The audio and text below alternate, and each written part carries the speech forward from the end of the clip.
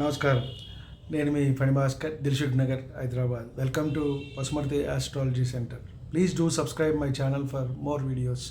Video నచ్చినట్టయితే like చేయండి, అలాగే మీ బంధుమిత్రులకి, శ్రేయోభిలాషులకి కూడా షేర్ చేయండి ఇన్ఫర్మేటివ్గా ఉన్నట్టయితే. ఇంతవరకు ఛానల్ సబ్స్క్రైబ్ చేసుకోకపోతే సబ్స్క్రైబ్ చేసుకోండి. నా తదుపరి వీడియోలన్నీ కూడా అందుబాటులో ఉంటాయి. మనం జ్యోతిష్యంలో రకరకాలైన అంశాలు అన్నీ కూడా తెలుసుకుంటూ వస్తున్నాం. ముఖ్యంగా మనకి ఉగాది అనేది రాబోతోంది.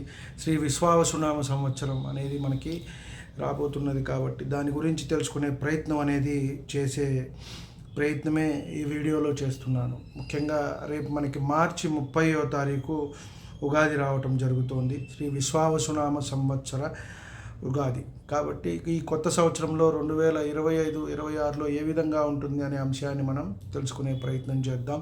ఒక్కొక్క రాశికి ఒక్కొక్క వీడియో చేసుకున్నట్టయితే మనకి కొంత వీలుగా ఉంటుంది, అయోమయం, కొంత గందరగోళం కూడా లేకుండా ఉంటుంది. కాబట్టి ఈ వీడియోలో మనం మేషరాశి వారి గురించి తెలుసుకుందాం. ఫస్ట్ మనం గ్రహస్థితి అలాగే గ్రహ సంచారం గురించి కూడా తెలుసుకున్నట్టయితే ఇవి 1-2 సార్లు చెప్పడం జరుగుతోంది. ఇవి గోచార ఫలితాలు మాత్రమే, వ్యక్తిగత జాతకాన్ని దృష్టిలో పెట్టుకొని చెప్పటం కాదు.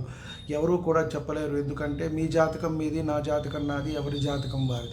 ఆ గ్రహస్థితి ఆ వాళ్ళకి నడుస్తున్న మహర్దశలను పట్టే మనకి ఫలితం అనేది 50% పైన ఉంటుంది. ఈ గోచారం అనేది ఒక 50% వరకు మనం తీసుకోగలం. ఎందుకంటే గురుబలము, శని బలము, రాహుకేతువుల సంచారం, ఈ 4 మేజర్ ప్లానెట్స్ కాబట్టి వీటిని దృష్టిలో పెట్టుకునే మనం చెప్పవలసి ఉంటుంది.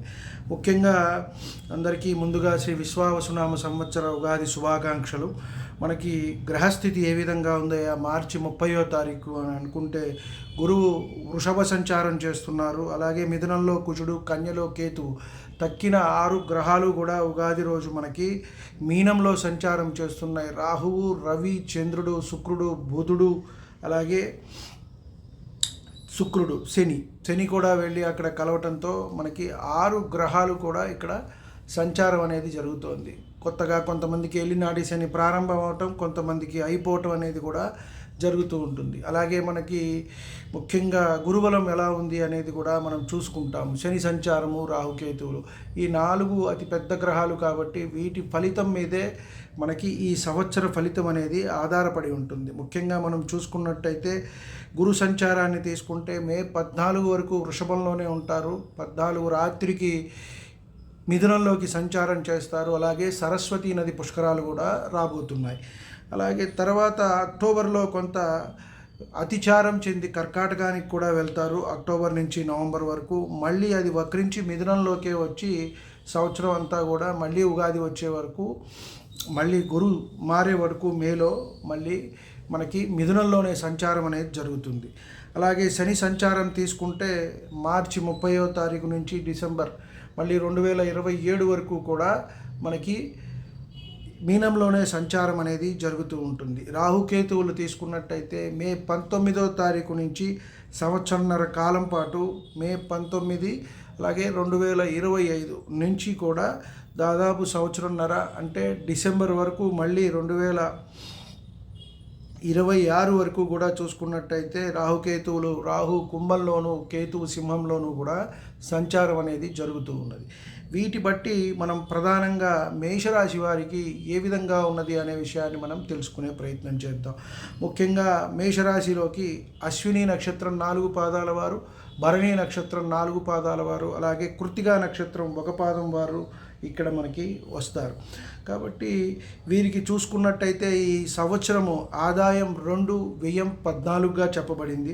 రాజపూజ్యం 5, అవమానం 7. కాబట్టి కొంత వీరికి మిశ్రమ ఫలితాలనే ఎక్కువగా మనం చెప్పవచ్చు.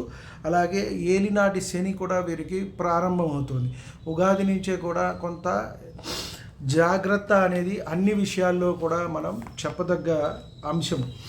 కాబట్టి చింతించవలసిన అవసరం అయితే లేదు. కొంత ఆదాయం మీద ఇబ్బంది పెట్టినప్పటికీ, వ్యవహారాల మీద ప్రభావం ఉన్నప్పటికీ ఆలస్యంగా పనులు అనేవి అవుతాయి. కొంత ఆలస్యంగా పనులు అవుతాయి. ఎంత కష్టపడితే అంత అభివృద్ధి అనేది వీరికి గోచరిస్తోంది. ఎందుకంటే ఏలినాటి శని రావటం కూడా ప్రతి మనిషికి కూడా ఒక అదృష్టంగా భావించాలి. శని మహర్దశ కానీ, ఏలినాటి శని కానీ, ఎవరు మనవారు, ఎవరు పరాయి వారు, అలాగే అన్ని విషయాల్లోనూ మనకి ఆ నాలెడ్జ్ అనేది కూడా మనకి ఎంతైనా సరే వస్తుంది. ఎందుకంటే మన మీద మనకి నమ్మకం పెరగటం, మనమే చేసుకోవటం, ఇవన్నీ కూడా జరుగుతూ ఉంటాయి. కాబట్టి అందరూ కూడా ఎంత కష్టపడితే అంత అభివృద్ధి. విద్యార్థులు, ఉద్యోగస్తులు, వ్యాపారస్తులు అందరికీ కూడా మంచి జరుగుతుంది. ఆధ్యాత్మిక కార్యక్రమాల్లో వీరు పాల్గొనే అవకాశం ఉంది. వృత్తి ఉద్యోగాల్లో పురోభివృద్ధి ఉంటుంది. స్థిరాస్తి వృద్ధి జరుగుతుంది. వాహన లాభం అనేది కూడా వీరికి సూచిస్తోంది. శని, ఏలినాటి శని మొదలవటం, వీరికి వ్యయంలో ఉండటం వల్ల అన్ని నిర్ణయాలు కూడా ఆచితూచి ప్రారంభించాలి. అలాగే అడుగు వేయటము, వాటిని సాధించటము అనేది కూడా చేయాలి. ఎందువల్ల అంటే ఖర్చులు అధికంగా ఉండటం, ధనానికి మించిన ఖర్చులు కూడా, ధనం అనేది కొంత తగ్గటము, నెమ్మదించటం జరుగుతుంది. ఖర్చులు పెరగటం అనేది కూడా వీరికి జరుగుతుంది. కాబట్టి అన్ని విషయాల్లో కూడా క్రమశిక్షణ అనేది అవసరము. ఆరోగ్య సమస్యలు కొంత వచ్చే అవకాశం ఉంది.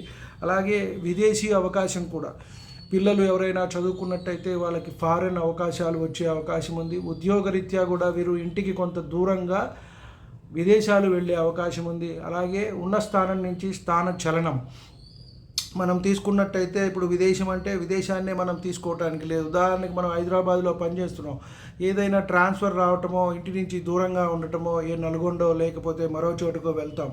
లేదు విజయవాడలో ఉన్నట్టయితే మీరు మరొక చోటికి, వైజాగో ఎక్కడికో ట్రాన్స్ఫర్ అవుతుంది. కాబట్టి ఈ తిప్పట అనేది, తిరుగుడు అనేది వీరికి కొంత ఉండే అవకాశం అయితే వీరికి కనబడుతోంది. అలాగే వీరికి కొంత ఫారెన్ నుంచి కూడా అవకాశం, అంటే డబ్బు అన్నదమ్ములు, అక్క చెల్లెళ్ళ రూపేణా వీరికి వచ్చే అవకాశం కూడా కనబడుతున్నది. అలాగే గురుబలం కొంచెం తగ్గుతున్నది. కాబట్టి ప్రతి పని కూడా కొంత వాయిదా వేయటం అనేది జరుగుతుంది. శని ఆవహించినప్పటి నుంచే కొంత నెమ్మది అనేది మన జీవితంలో మొదలవుతూ ఉంటుంది. అలాగే ఉద్యోగంలో అధికారుల ఆగ్రహానికి గురి అవుతారు. స్నేహితులు, తోబుట్టువుల సహకారం ఉంటుంది. వైవాహిక జీవితం బాగుంటుంది. సమస్యలు తొలగిపోతాయి. సంతానాభివృద్ధి, భార్యాభర్తల మధ్య అన్యోన్యత. అలాగే మనం గురు సంచారం చూసుకున్నట్టయితే మిశ్రమ ఫలితాలు అనేవే మనకి సూచిస్తున్నది. తర్వాత రాహు సంచారం అంతా కూడా శుభసూచకంగా ఉంది. ఇక్కడ చూసుకుంటే ఏకాదశంలో ఒక గ్రహ సంచారం అనేది అత్యుత్తమం. ఒక గ్రహం ఉన్నట్టయితే అది మంచి చేస్తుంది మనకి ఈ సంచారంలో అని చెప్పబడింది. కాబట్టి ఏదైనా ఒక గ్రహం ఏకాదశంలో మంచిది. రాహు ఉన్నాడు కాబట్టి ఇక్కడ ఆకస్మిక ధనలాభాలు అనేవి కూడా కొన్ని వస్తాయి. కొన్ని సమస్యలు తీరడం జరుగుతుంది. ఆర్థిక పరిస్థితి కొంత కుదుటపడే అవకాశం అనేది కనబడుతోంది.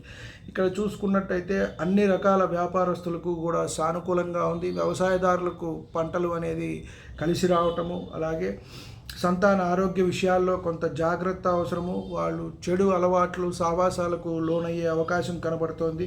దానివల్ల ఇబ్బందులు పడే అవకాశం ఉంది. పెద్దవాళ్ళు ఒక కంట కనబెట్టి ఉండటం అనేది ఎంతైనా చెప్పదగ్గ సూచన.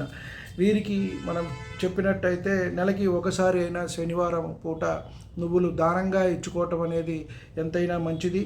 అలాగే శనిగ్రహ దోషానికి పరిహారాలు పాటించటం, శనివార నియమాలు ఉండటము, నవగ్రహాలకు ప్రదక్షిణలు చేసుకోవటం అనేది కూడా చెప్పదగ్గ సూచన.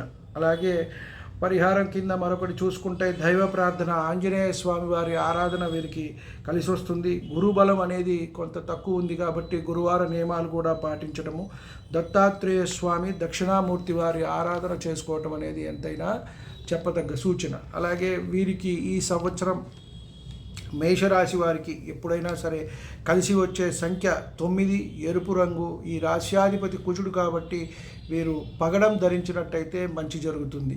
తర్వాత వారి నక్షత్రాన్ని బట్టి, రాశిని బట్టి, వారు ముఖ్యంగా వారికి నడిచే దశను బట్టి ఇలా మనకి రత్నాలు ధరించడం అనేది ఉన్నది. రాశి బట్టి అంటే మేషరాశి అయిన వారికే ఇది వర్తిస్తుంది, వారు పగడం ధరించవచ్చు.